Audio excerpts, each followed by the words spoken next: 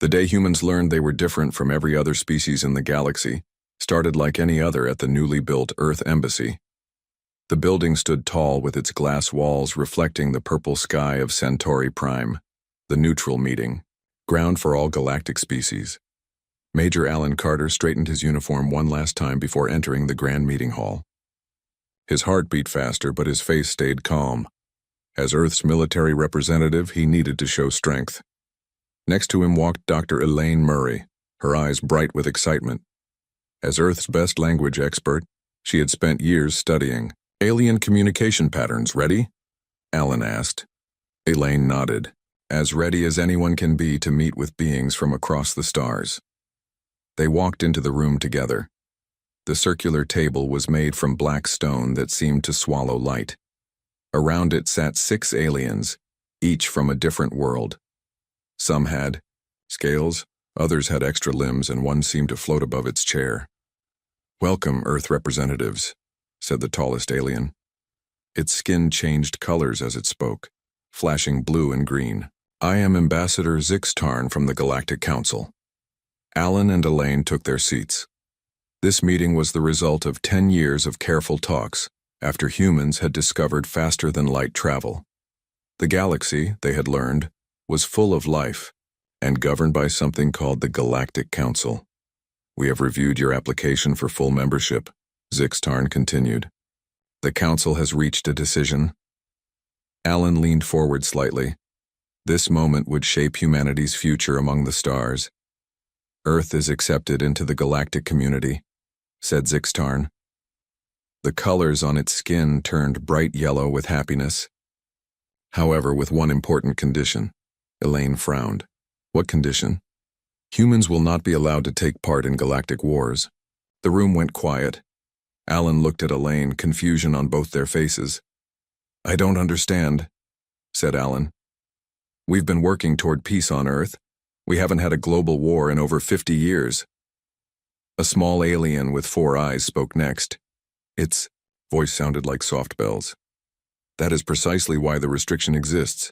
Not because you are too violent, but because you are different." Elaine's training kicked in. "Different how?" "We've shared our history, culture, and biology with the Council. What have we missed?" The aliens looked at each other, having a silent conversation that the humans couldn't understand. Finally, Zixtarn spoke again. "In our galaxy, war follows strict rules. It has for thousands of years. Species fight over resources and territory, but according to agreed-upon laws that limit damage and death." "Like your version of the Geneva Convention?" Alan asked. "Similar, but much more extensive," replied Zixtarn. "Wars in our society are more like what you might call sports competitions or business deals. They are ways to settle disputes without destroying civilizations." Alan nodded slowly. "And you think humans wouldn't follow these rules?" The floating alien moved forward. Its body looked like fog trapped in an invisible bubble. "We have studied your history. Your wars are personal, emotional. You fight with a determination that we find disturbing. You fight to win at any cost," added a reptile-like alien. "Most species fight until one side has a clear advantage, then negotiate. Humans fight until they cannot fight anymore." Elaine spoke up. "But we've evolved past that. Earth is unified now. We've learned from our bloody history." Zixtarn's skin turned a deep purple. "Perhaps, but the capacity remains. We have observed that humans have something we call the desperate edge. When cornered, most species become less effective. Humans often become more dangerous." Alan wanted to argue but stopped himself. He remembered his military training, the stories of ordinary people doing extraordinary things when pushed to their limits. "So what does this mean for us?" he asked. "Instead, it means you are welcome in galactic society," said Zixtarn. "You may establish colonies in approved sectors. You may trade, share knowledge, and join in cultural exchange. But you may not participate in the regulated warfare system that determines resource allocation and settles disputes." "And if someone attacks us?" Alan's voice was steady, but his hands had formed fists under the table. "The Council will provide. Protection is needed. answered the four-eyed alien. No species would dare attack Earth or human colonies without council approval. The meeting continued for another hour. They discussed trade routes, technology sharing, and cultural exchange programs, but Alan barely heard any of it. His mind kept returning to the strange restriction. As they walked back to their quarters after the meeting, Elaine finally broke the silence. "They're afraid of us," she said. Alan nodded. "Not of what we've done, but of what we might do." "Do you think they're right? Are we that different?" Alan looked out at the alien city through the window. Beings of all shapes and sizes moved through streets designed for hundreds of different body types. "I think," he said slowly, "that they've never had to fight for survival the way Earth species have. Our planet shaped us differently. Will it be a problem? This restriction?" Alan shrugged. "Maybe not. Earth is peaceful now. We don't need wars to get resources." But deep down, he felt uneasy. The Council clearly knew something about humans that humans themselves didn't fully understand. What neither of them realized was that the Council had been watching Earth for centuries. Observation drones, disguised as shooting stars or birds, had recorded every human conflict. They had watched as humans fought in mud and snow, as they developed increasingly deadly weapons, as they sacrificed themselves for causes and comrades. The Council had seen how humans adapted during battles, changing strategies in ways that seemed almost impossible to predict. They had witnessed the human capacity to endure suffering that would break most species. They had observed how humans could hate their enemies and yet, once the fighting stopped, help rebuild their cities. In the private council chamber after the humans left, Zix-Tarn addressed the others. "Was our decision correct?" asked the reptilian representative. "Yes," said Zix-Tarn firmly. "Humans must never participate in our war systems. They do not understand war as we do. For them, it is not a tool or a game. It is something primal, something they both fear and excel at." "Will they accept the restriction?" asked the floating alien. Zix-Tarn's skin turned a thoughtful blue. "For now, they are eager to join the galactic community. But someday, they will be tested. And then we will all learn if our caution was warranted." As night fell on Centauri Prime, Alan stared at the unfamiliar stars from his window. Somewhere out there were thousands of worlds, filled with beings who thought humans were too dangerous to fight alongside. The thought should have been comforting, but instead, it left him wondering what the Council had seen in humanity's nature that humans themselves could not. 5 years passed since humans first learned about their special status in the galaxy. Earth joined the Galactic Council, and people began to spread to nearby star systems. Proxima Centauri became home to a research station where humans worked, with aliens to study space travel and share technology. Proxima Station floated in the darkness like a shining wheel. It had 6 long arms connected to a central hub. 300 people lived there, some human and some alien. They studied stars, built new machines, and learned from each other. Commander Susan Wells sat in her office on Earth when the emergency call came in. Her screen flashed red and a voice spoke with forced calm. "Emergency at Proxima Station. Contact lost with 3 sections. Unknown ship detected. Please advise." Susan stood up quickly. "Get my ship ready. I want a full crew and all systems checked. We leave in 2 hours." She called Greg Peterson, her best pilot. "Greg, we have trouble at Proxima. I need you at the ship now." "On my way," he replied without questions. Susan also contacted Tiv Lorne, an alien engineer from the Zolari species who had been working with humans since first contact. The Zolari looked like tall insects with 4 arms and shiny blue skin. They understood machines better than any other species. "I will join your crew," Tiv Lorne said. "The Council will want a non-human observer if there is danger." 2 hours later, Susan's ship, the Star Dancer, left Earth orbit. The journey to Proxima Station would take 3 days using the fastest engines humans had built. For those 3 days, Susan and her crew prepared for whatever they might find. "What do we know about the station's last message?" Susan asked during a meeting with her team. "Not much.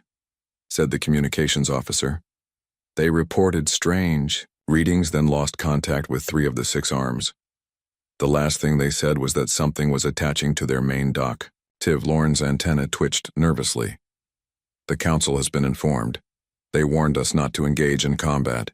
Humans are still under restriction from galactic wars. Susan nodded. This isn't war, it's rescue. We go in, find survivors, and get out. On the 3rd day, the Star Dancer approached Proxima Station.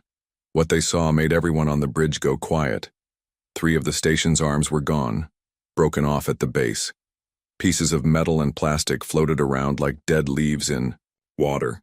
The central hub still had lights, which meant some power remained. Life signs? Susan asked. The sensor operator nodded. Weak signals from the main hub. Maybe 20 people still alive. And that? Susan pointed to a dark shape attached to the station's main dock. Unknown vessel, said Tivlorn after studying the readings.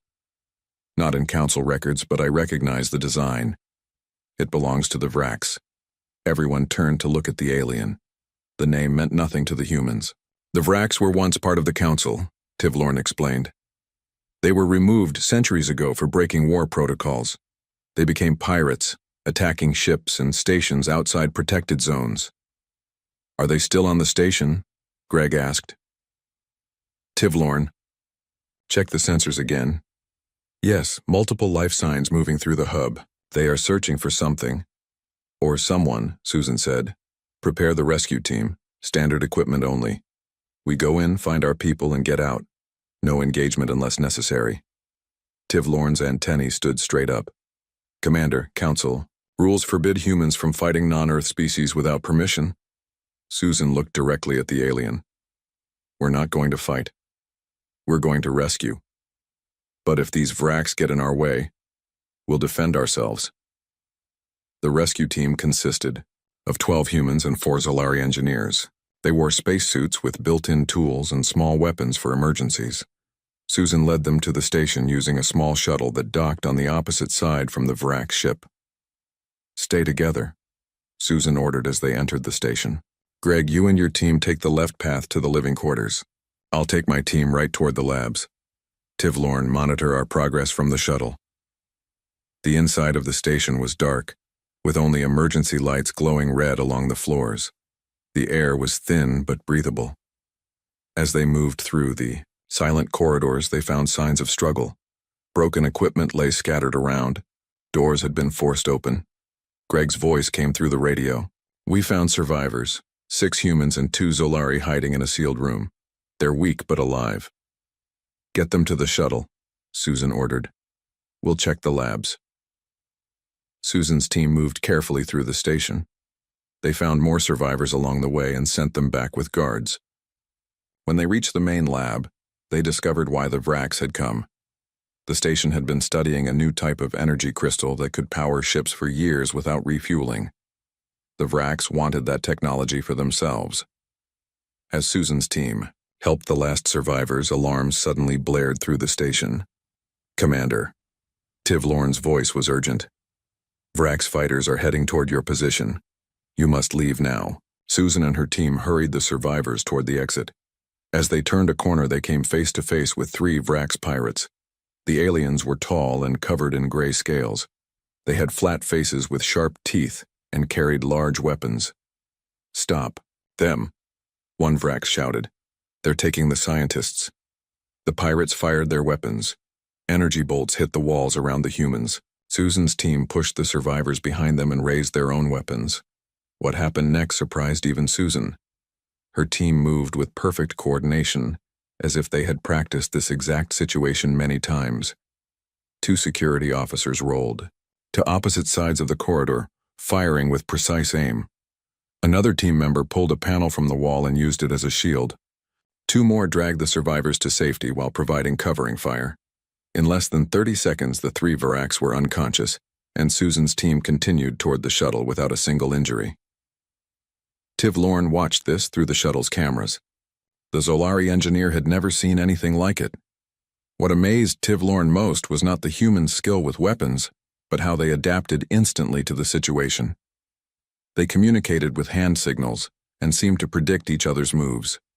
Most surprisingly, their body readings showed that during the fight, their heart rates had actually slowed rather than sped up. When all the survivors were safely on the shuttle, they returned to the Star Dancer and left Proxima Space quickly. The Vrak's ship tried to follow but gave up when the faster human vessel reached open space. Back on the Star Dancer, Susan checked on the survivors, while Tivlorn sent a report to the Galactic Council. The report described the rescue mission in detail but included a private note for council leaders only. "Now I understand why humans are excluded from galactic wars," Tivlorn wrote. "They do not fight like other species. They adapt instantly, work together without visible signals, and become more focused when in danger. Most disturbing, they show no fear when facing superior enemies. Instead, they become calmer and more efficient. If this is how humans perform in a simple rescue mission, I cannot imagine what they would be capable of in actual warfare." As the Star Dancer headed back to Earth, Susan was unaware of Tivlorn's report. She only knew they had saved 23 lives from the station. For her, that was enough.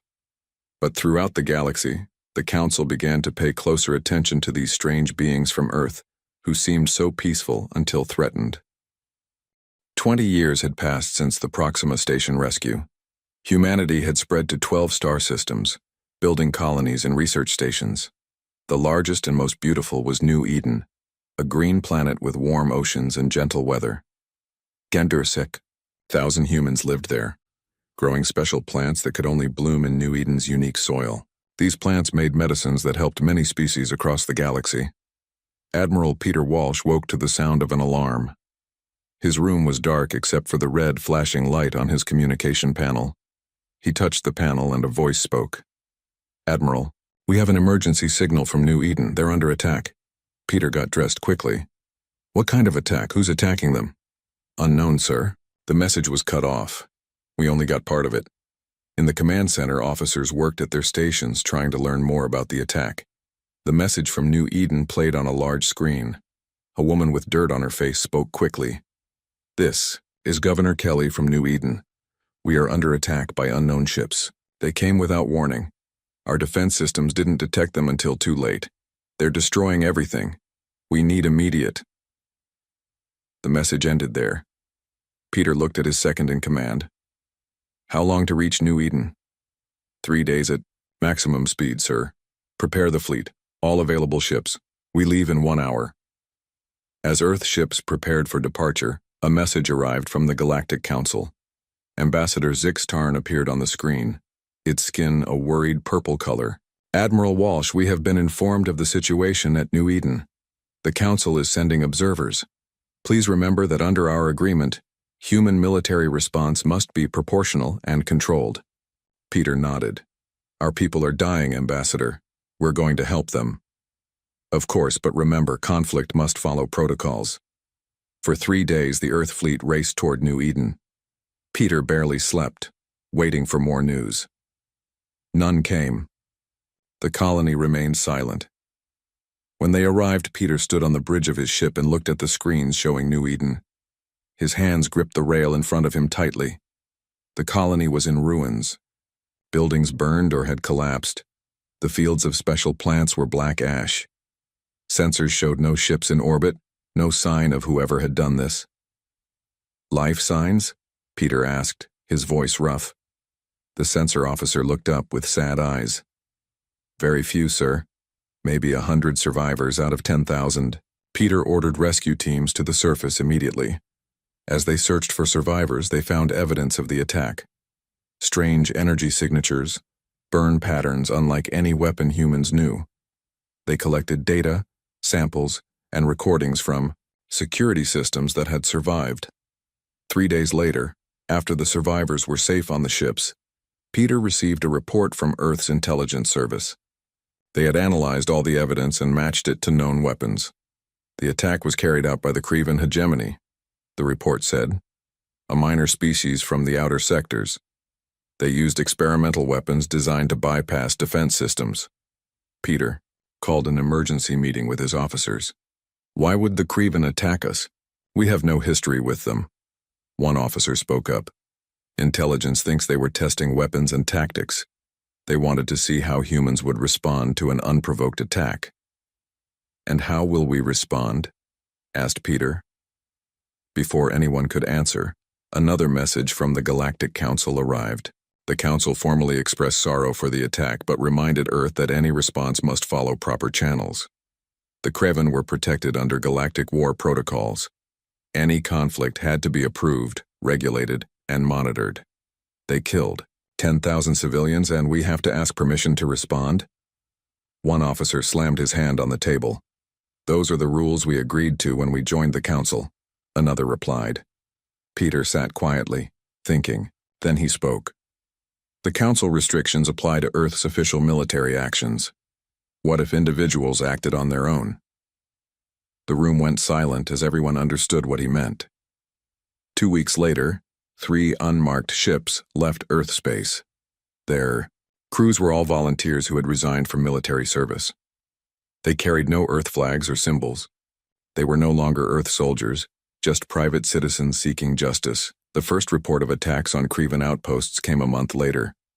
The pattern was strange and frightening to the watching galaxy. The attackers didn't try to take territory. They didn't demand surrender. They simply appeared, destroyed military targets with surgical precision, and disappeared. Before each attack, they evacuated civilian areas. No Kreven civilians died.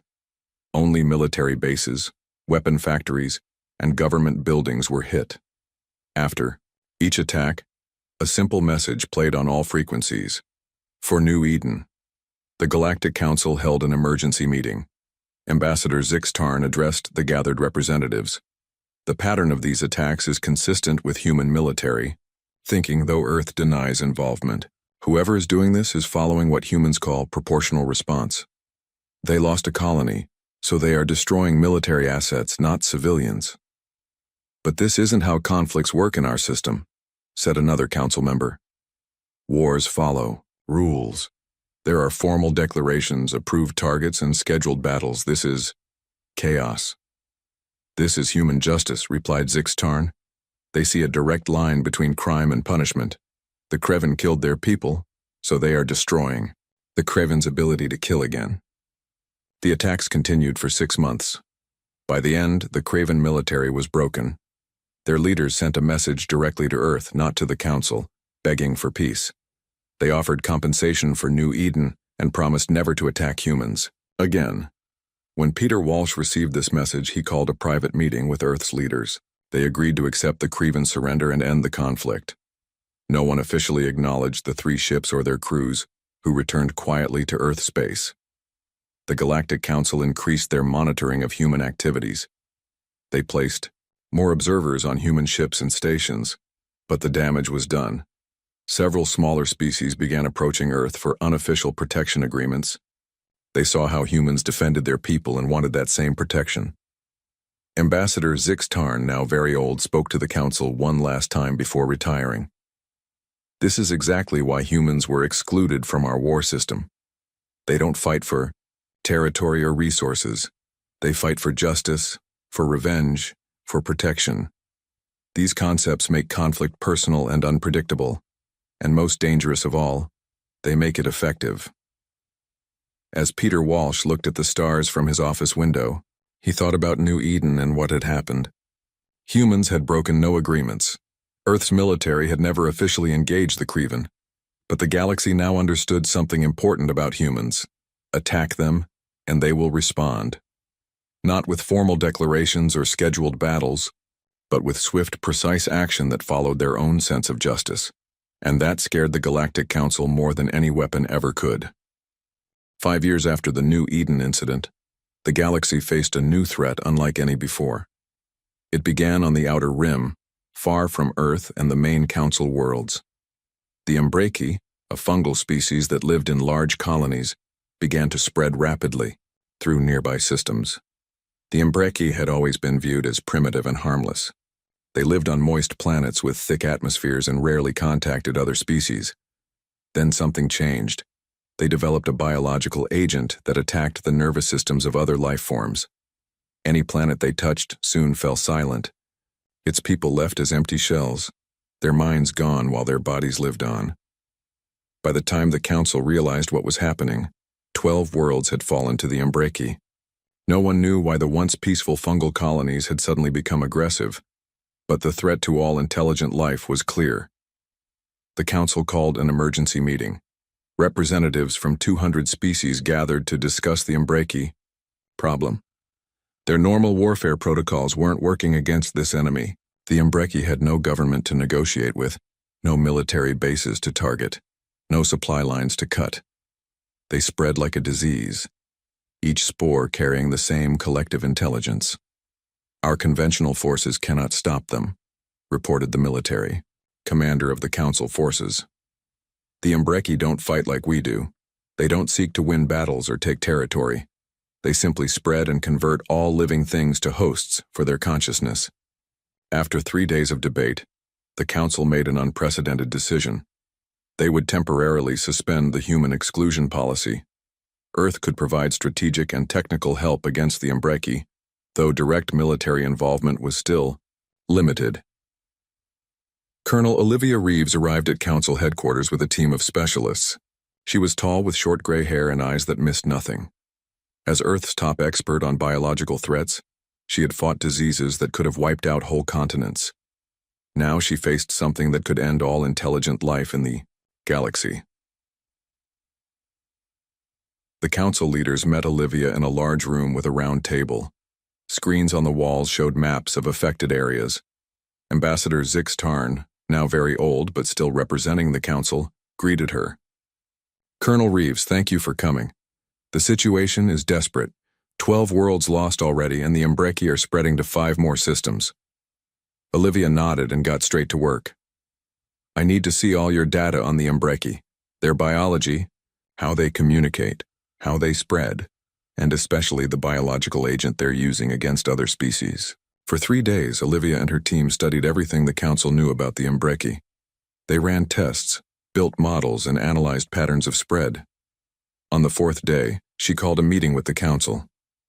You're fighting this wrong, she said bluntly. Her words shocked the gathered representatives. The Umbreki aren't waging war, they're expanding their ecosystem. They don't recognize other sentient beings as people, just as potential growth medium. What difference does that make? Asked a Council member. They're still killing us. It makes all the difference, Olivia replied. You can't defeat them with ships and weapons because they don't think like you do. They don't have fear or ambition, or any concept of surrender. Each Umbreki is part of a single consciousness. Destroying individuals means nothing to them. Then how do we stop them? Asked Zix Tarn. Olivia stood up and walked to the main screen. She brought up an image of an Umbreki spore. Stop thinking like warriors and start thinking like gardeners. We need to make ourselves toxic to them. Her solution surprised everyone. Instead of attacking the Umbreki directly, she proposed using modified terraforming technology to create environmental conditions that were hostile to Umbreki biology, but safe for other species. The Umbreki survive in very specific conditions, she explained. Change those conditions and they can't spread. We don't need to kill them, just contain them to their original worlds. The Council was skeptical but desperate. They approved Olivia's plan. For the next 6 months, Council ships equipped with Earth's modified terraforming technology established zones around infected planets. They created environmental barriers that the Umbreki couldn't cross. Rather than fighting battles, they fought biology with biology. Slowly, the spread of the Umbreki stopped. Then, using more advanced versions of the same technology, they began to reclaim infected worlds. The process was slow but effective. The Umbreki were pushed back to their original territory. When the crisis finally ended, the Council held a special ceremony to thank Colonel Reeves and her team. Zix Tarn presented her with the highest honor the Council could give to a non-member species. You have saved countless lives across the galaxy, said the old ambassador. Your approach to this threat was unexpected, but exactly what was needed. Olivia accepted the honor with a nod. We simply looked at the problem differently. Sometimes the best way to win a fight is to change the rules of engagement. After the ceremony, Zixtarn spoke privately with other council leaders. Humans continue to surprise us. They see patterns. We miss. They approach problems from angles we would never consider. Is it time to reconsider their exclusion from galactic wars? Asked one leader. Perhaps, replied Zixtarn. But not yet. They solved this crisis precisely because they don't think like us. Their unpredictability makes them valuable allies, but potentially dangerous participants in our regulated warfare system. As Olivia prepared to return to Earth, she met with Ambassador Martin, Earth's representative to the Council. He had watched her work with pride and concern. You've made quite an impression, he told her. The Council is beginning to see humans in a new light. Is that good or bad? She asked. Both, I think. They respect us more but fear us too. Your solution worked because you thought outside their rules and traditions. That frightens them even as they benefit from it. Olivia looked out at the stars through the station window. We're different from them, aren't we? Not better, just different. They've had peace for so long that they've forgotten how to adapt to new threats. And we've had to adapt to survive our whole history, agreed Martin. Earth wasn't as kind to us as their homeworlds were to them. As Olivia's ship departed for Earth, news of the human solution to the Umbreki threat spread throughout the galaxy.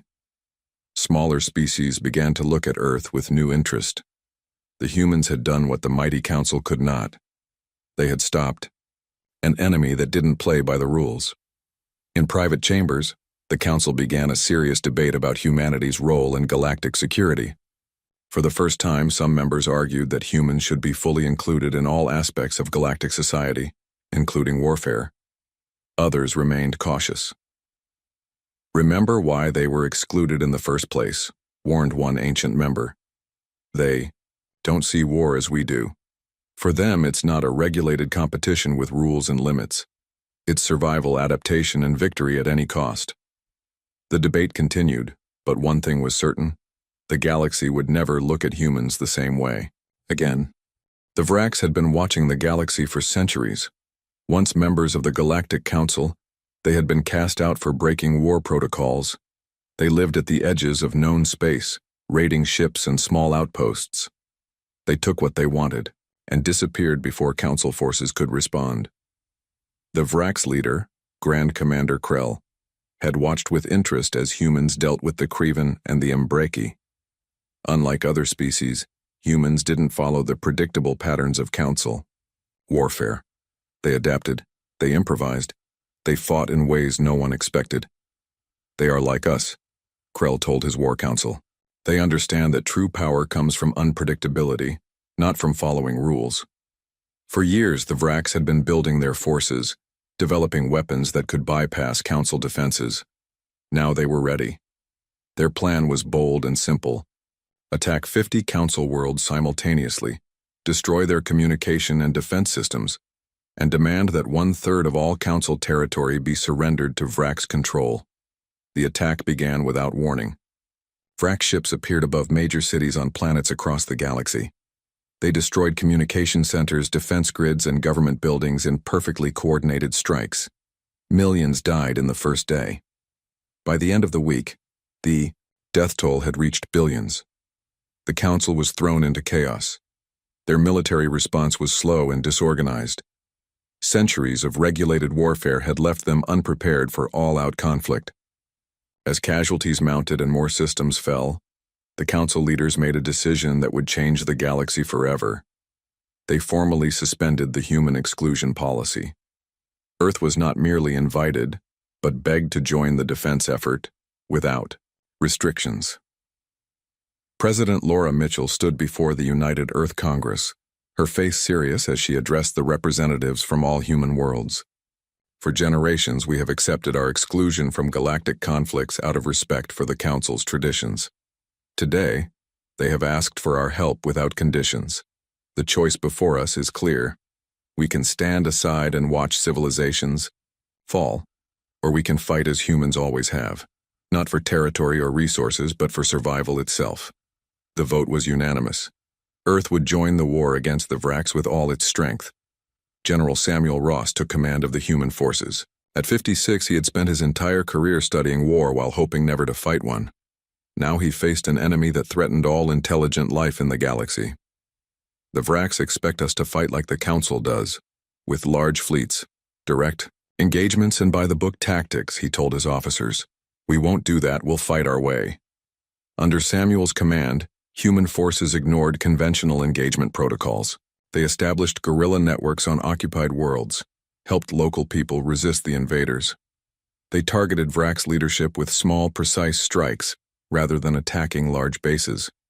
They used psychological operations to confuse and frighten the enemy. Most importantly, they adapted constantly. Each time the Vraks adjusted to human tactics, the humans changed their approach. As Samuel told his commanders, "The moment they figure out our playbook, we write a new one." 6 months into what became known as the Vraks War, the tide had turned. The Vraks, once confident of quick victory, found themselves fighting an enemy they couldn't predict. Their advances stalled, then reversed. One by one, occupied worlds were liberated. What shocked the watching galaxy most was how the humans treated civilians on both sides. They took extraordinary risks to save innocent lives, even delaying military operations to evacuate people from danger zones. At the same time, they showed unexpected mercy to Vraks who surrendered, treating them with dignity rather than revenge. 8 months after the war began, Krell sent a message directly to Earth, not to the Council. The Vraks leader, once proud and certain of victory, now asked for peace talks. He wanted to negotiate with humans specifically, saying they were the only ones who truly understood the nature of conflict. In a secure room on a neutral space station, Samuel Ross met with Krell. The Vraks commander, his gray scales dulled by months of stress, studied the human general with yellow eyes. "You fight differently than the Council," Krell said. "They follow patterns, traditions. You create new ways to fight with each battle." Samuel nodded. "That's how we survived on Earth. We had to adapt or die."